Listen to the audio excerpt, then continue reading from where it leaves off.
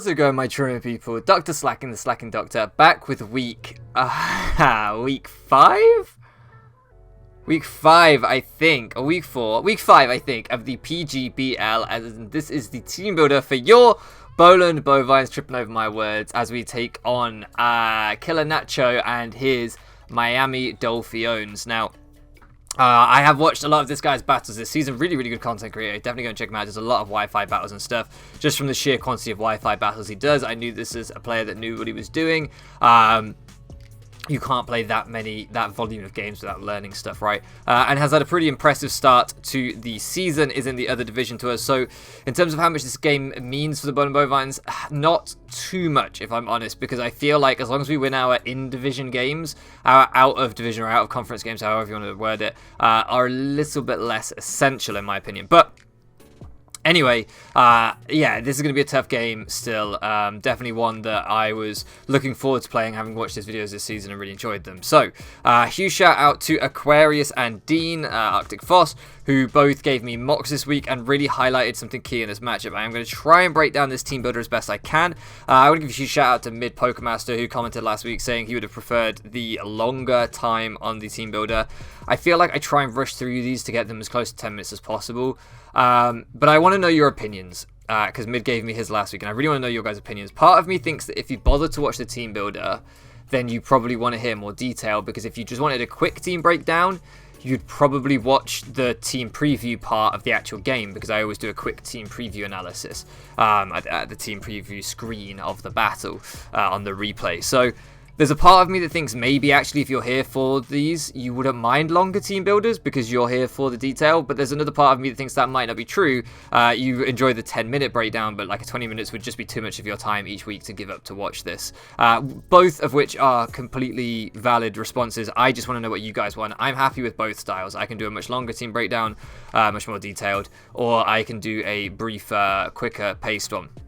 Whatever it is you guys are here for, I'm happy to kind of oblige and do that. So anyway, let's look at my opponent's team. As I say, thank you to my front office for helping out this week and for the mocks. I found out some very interesting things on mocks, which I will talk about as we look at this team here with the Garchomp, the Z Keldeo, Z Mimikyu, Skarmory, Espeon, Incineroar, Shaman, Ditto, Claydol, Type Null, and Mega Manectric. Now, I think this is one of, if not the best draft we faced this season. Certainly, I think it's up there. The reason that I think it's so damn good, just on paper, for example, if I use this draft, I'd probably do alright with it actually, but it wouldn't necessarily be exactly to my style. But the reason I think it's so damn good is because it's really versatile. If you look at this team, and this video I am going to do slightly more detailed than others based off what Myth said last week, but obviously if you guys tell me to change it, I'll quicken it up in future weeks. But I want to talk about this team and the composition because it is so versatile. There's kind of bulky things like Skarmory, Incineroar, Shaman, Claydol, Type Null, but there's things that can also be run in different ways. You know, Shaman can be run both ways, Incineroar can be run both ways. Keldeo actually has really good bulk for an offensive mon. Garchomp, Tank Chomp is very much a thing. You know, Rocky Helmet, Rough Skin, for example. Ditto really is a hell of a problem for setup teams. And just in general, Scarf Ditto can be a really good revenge killer to certain typings. A good example would be, you know, something like Flying where it doesn't resist itself, Rock where it doesn't resist itself, things like that where it can come in, Scarf copy one of your mons and beat it with its own stab, which can be a little bit problematic sometimes. It really forces you, when you play Pokemon, shout out to, I don't think they watch, but shout out to Irish and OP Jellicent. They do a podcast on the Core Enforcers channel, and Irish uses a term, not Irish, so OP Jellicent uses a term called value system, where he talks about the value of the pieces of Pokemon a lot in the podcast, and whether players have an understanding of the value system as to how good of a player they are and stuff like that. I tend to term it slightly differently, but that's fresh in my mind, having watched the podcast yesterday or the day before. And Ditto really forces you to think about that in a game, and what I mean by that is, you know, let's say, you know, we've got Alakazam on our team, Mega Alakazam. I might need to keep my Scissor around as a valuable piece, because if Ditto is able to copy my Alakazam, I might need that bullet punch priority to do massive damage to my own Mega Alakazam copied by a Ditto. Otherwise, it might be able to Shadow Ball sweep me. Or I might need to keep my Dodrio around as a normal type to stop Shadow Ball from sweeping me. There are things like that where Ditto you almost not only have to keep valuable pieces to check every member of your opponent's team, but you almost also have to keep valuable pieces to check every member of your own team. And that's really hard. Suddenly, instead of trying to beat 12 Pokemon, you're trying to make sure that it can't scarf into anything from another 6. And you're taking on more like... I suppose taking on more like 11, because Ditto itself doesn't count as a Mon, but you're taking on more like 11 Pokemon than just 6. I don't know, I find Ditto just a pain in the ass to play against. I prefer it when it just doesn't come. I just think I would never draft it, and I would never team build with it, because I just feel like it doesn't do anything in isolation. When you look at it on paper, it's like, what does this really do for me? Why do I need this as a 6 slot on my team? There's a much more valuable one I'm sure I could put in here, but in actuality, that's not true a lot of the time. Ditto does so much just because of that, just because it makes you think about which pieces you can willingly sack to offensive Mons. And that's what I was going to go on to say with this next thing, is that he has a ton of different win cons, and I think that can be really important on a team like this. So, for example, Skarmory, a lot of people just think is, a fat, passive piece of crap. But Skarmory can be a really good defensive win con. So, whilst you're trying to keep the offensive or defensive pieces around to maybe be able to take hits from Keldeo, Garchomp, and Mega Manectric, you're like, okay, I need my Nidoqueen in this game, otherwise Mega Manectric sweeps me. However, if I don't run T-Belt on my Nidoqueen, Nidoqueen can never beat Skarmory, and probably if I don't have enough special attack investments, Spadef Skarmory probably takes the T-Bolt. So you have to build in a way that not only checks everything on this draft defensively, but also can break his defensive win cons. It's a very, very difficult thing to do when you face a team like this, in my opinion. These are the type of teams that are most difficult to play against, because your matchup, I think, certainly when I felt this, and this is why I wanted to talk about the mocks that I did, in the mock stage, Dean brought a really balanced team. Dean's a very balanced player. So he brought things like AV Incineroar. He brought things like Sub Keldeo, Tank Chomp with Rocky Helmet, Spadef type Null with Pursuit for Alakazam.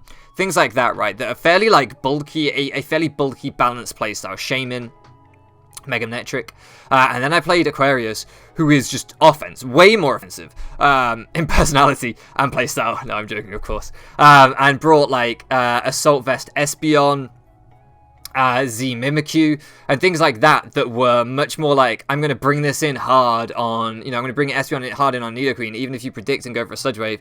It isn't doing anything to me because I'm just running the Assault Vest with max special attack so that I can come in, take a little bit of chip, but then just apply a bunch of offensive pressure back. And depending on which team composition Nacho brings, I will have to change how I play this game, and I have more valuable pieces and less valuable pieces depending on what team composition he brings. And if you can see at the building stage exactly what team archetype your opponent has, my opponent only has offense, then I've only got to beat offense in this game. I don't have to beat offense and potential defense and potential balance, and but when it's a versatile draft, there's so many more ways you need to be able to win the game, so many more avenues you need to open yourself in the building stage. That's probably very rambly, but I just wanted to kind of go into this. This game, I've got a lot to talk about in the actual game as well. So let's look at the first one on the team here. As we have Roadrunner the Dodrio. So this thing is the first thing that kind of beats offense if my opponent brings an offensive team.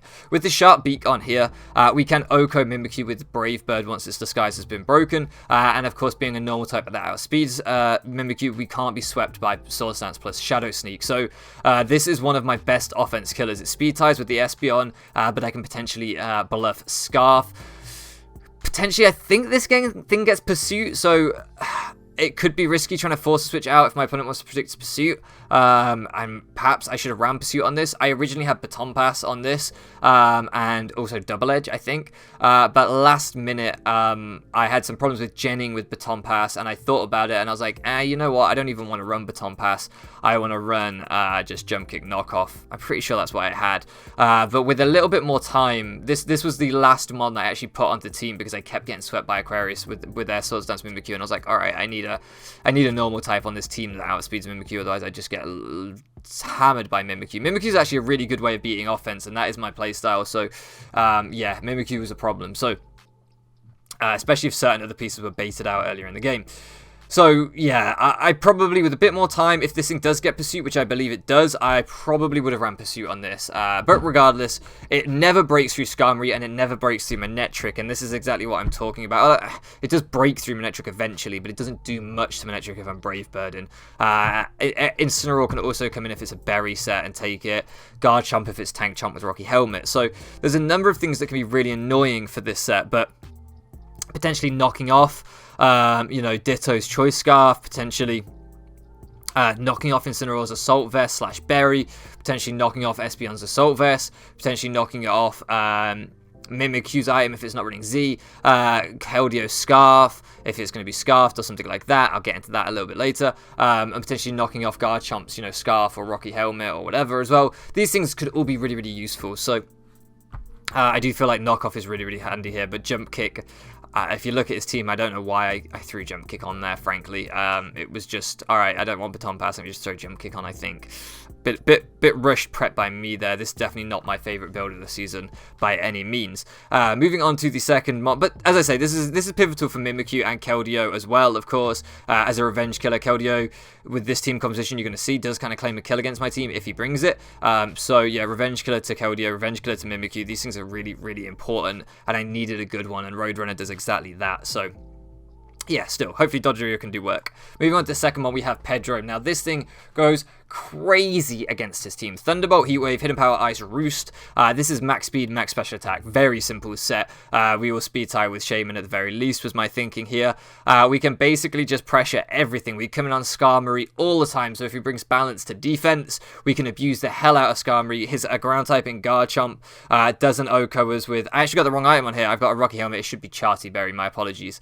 Yeah, he can't OHKO us with +2 Stone Edge if he Swords Dances on the switch-in, because we have the Charty Berry, although it's not on the team builder. And Hidden Power Ice almost OHKOs, I think, max HP, and it does OHKO offensive Garchomp. That might not be entirely accurate, but I think that's about right. Regardless, any real chip and we kill Garchomp, and if we put Garchomp down to about 10%, then we have a ton of revenge killers that can handle it anyway. So really, this thing is here to be our pivot into Garchomp, even on an SD variant, and to nuke it for a big hit with Hidden Power Ice. But also, if we can, just apply a ton of offensive pressure on that Skarmory. It doesn't really mind things like Claydol coming into rapid spin away hazards. It can come in on that as well, and then apply offensive pressure again. So yeah, this thing could just come in on the much more passive ones on his draft and hopefully just rip him apart. I saw Assault Vest Incineroar from Dean to try and check this, and Assault Vest Espeon from Aquarius to try and check this. So they're the two things that I kind of saw in prep, ideally built to take this on. Next thing we have here is Hearts and Nidoqueen, because that Mega Manectric is pretty scary, especially if we're firing off Thunderbolts with our Zapdos and we give it a +1 boost. We have to be very careful then if it gets the Lightning Rod boost. So Hearts is a very pivotal team member this week. EV to be able to take 2 Hidden Power Ices very, very comfortably, even from a modest Manectric. Not from a +1 Manectric, mind you, but from a modest Manectric, we will take 2 Hidden Power Ices. Earth Power, of course, destroys Manectric. It does hit Espeon pretty hard on switching. Thunderbolt for that Skarmory, and Ice Beam for the Shaman plus the Claydol. I did want Sludge Wave, but then I couldn't touch Claydol at all, so I figured Ice Beam was better just to be able to hit, well, Garchomp too, of course, but primarily for the Shaman plus Claydol, so that I wasn't walled by either. Especially if Claydol wanted to come in to try and rapid spin every time I got Stealth Rocks up, I could start to pressure it with Ice Beam. It doesn't get recovery. In my opinion, it isn't a great rapid spinner against Nidoqueen, because we could potentially outspeed it depending on how much speed he's running, how much speed we're running, and beat it down with the Ice Beam. So I thought that could be pretty useful. I think if he wants to get rid of hazards, it's more likely to be like Defog Skarmory or something like that. Anyway, moving on to the next mon on the team, we have Red, the Scissor with the Occa Berry. Now, this was originally an Iapapa Berry set, just meant for longevity. I love my Berry Scissors, but Aquarius played aggro as hell in the mocks and kept clicking Hidden Power Fire on my switch-in, and it scared me, because if my opponent wants to play that offensive, I need to be able to do something about it. The Occa Berry means that we can at least take 1 Hidden Power Fire from anything on the team, specifically Espeon. I did consider running Pursuit on this thing to trap the Espeon, but I did want Defog in case Skarmory was a Hazard Stack variant. I do not want to get Spike stacked in the slightest. U-turn, of course, to pivot around on things like the Incineroar and the Manectric coming in that otherwise take bullet punches with ease, I thought was really crucial too, and Knockoff to get rid rid of potentially Skarm's Rocky Helmet, to get rid of all the other items that we've already discussed with the other knockoff user in Dodrio. I just felt like knockoff was super, super useful. This thing is never really going to be an offensive win con, but it can be a fantastic pivot and potentially remove some really important pieces for my opponent, like the Espeon, that otherwise do apply a lot of pressure to this team. Keldeo, of course, was welcoming in on Bullet Punch as a problem, so it's nice to be able to U-turn on that too. Now, next up we have Gato, and this thing, in theory, almost 6-0s my opponent. Mega Alakazam was so good in Mox, so good. Psychic plus Focus Blast plus Signal Beam kills just everything. Mimikyu obviously does take the one of these hits, but we are modest, we are max special attack, and realistically we're not staying in on a Mimikyu, but Signal Beam should beat down Espeon even if it's a Calm Mind variant most of the time. Focus Blast destroys the hell out of Incineroar if we land it, and Signal Beam doesn't do a bad chunk either, especially if we've got Rocks up, it's going to wear it down real fast. Claydol doesn't really like taking Signal Beams either, and as I say, everything else just gets bopped by a Psychic, so Skarmory even... Skarmory comes in, Spadef Skarmory takes a Psychic, and then we Focus Blast it to Oblivion, and it doesn't appreciate it. Yeah, Alakazam is just so damn strong, especially when you can run Modest, which I've been finding I can do an incredible amount this season.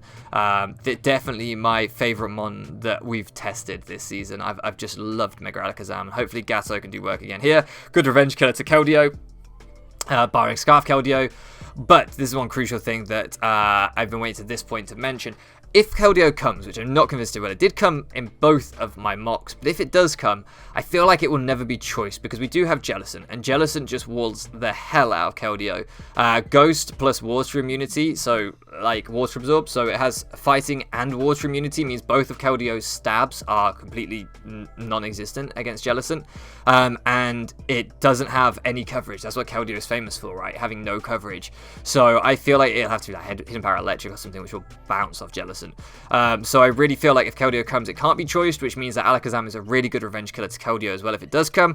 And because we've only got one less on this team, and I'm going to spoil now, it's not Jellicent. Keldeo does kind of get a kill every time it comes in, because I'm just kind of risking it and saying he's not going to bring Keldeo. There are some things like, for example, Pursuit type Null, which could potentially wear down Jellicent. Mega Manectric can come in relatively easy on Jellicent.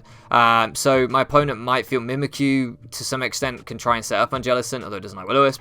Garchomp can potentially come in on Jellicent, but doesn't really like Will-O-Wisp either, or Scold. But my opponent might feel that he can abuse Jellicent Shaman as well. Might feel he can abuse Shaman offensively to the point where he doesn't mind it coming in every time on Keldeo because he can make doubles into Manectric, or he can...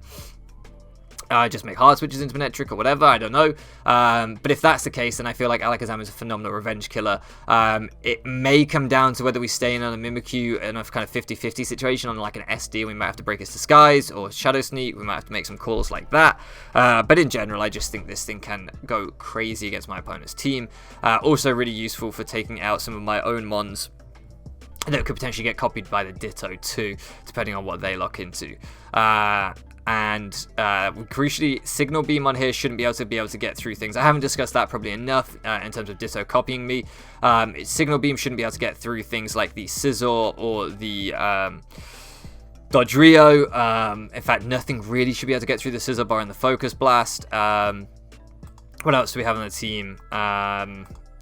Nidoqueen obviously shouldn't be able to get through Scizor either, really, with its coverage and not too much special attack investment. Zapdos shouldn't be able to get through Nidoqueen too much. Hidden Power Ice wouldn't be a good thing to lock yourself into. This is, of course, if Ditto copies my mons.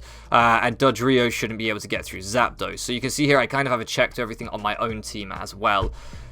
It's a lot going on. I think this outspeeds Scarf Nidoqueen as well, so we can potentially kill my own Scarf Nidoqueen if we have to. Okay, I think we're all up to date.